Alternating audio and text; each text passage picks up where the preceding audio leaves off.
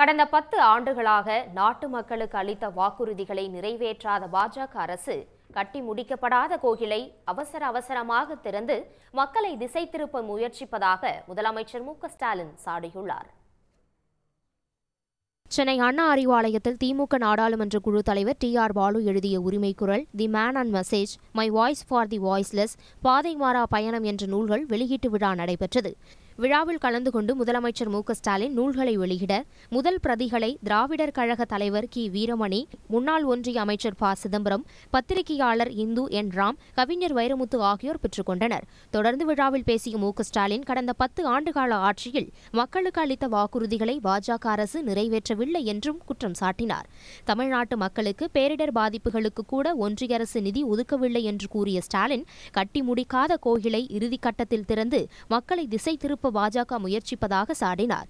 கடந்த 10 ஆண்டு காலமா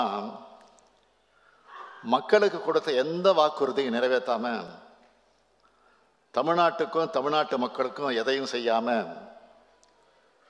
பேரிடர் பாதிப்புக்கு கூட நிதி ஒதுக்காம, இறுதி காலத்தில் ஒரு கோயிலை கட்டி மக்களை திசை திருப்ப பார்க்குது பாஜக தலைமை.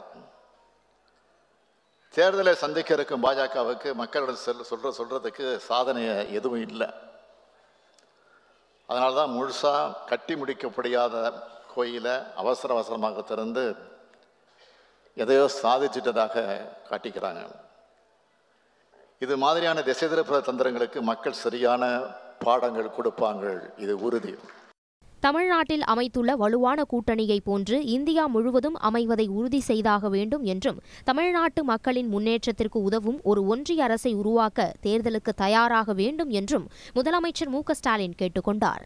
உடனுக்குடன் செய்திகளை தெரிந்து கொள்ள சன் நியூஸ் பெல் ஐகானை கிளிக் பண்ணுங்க.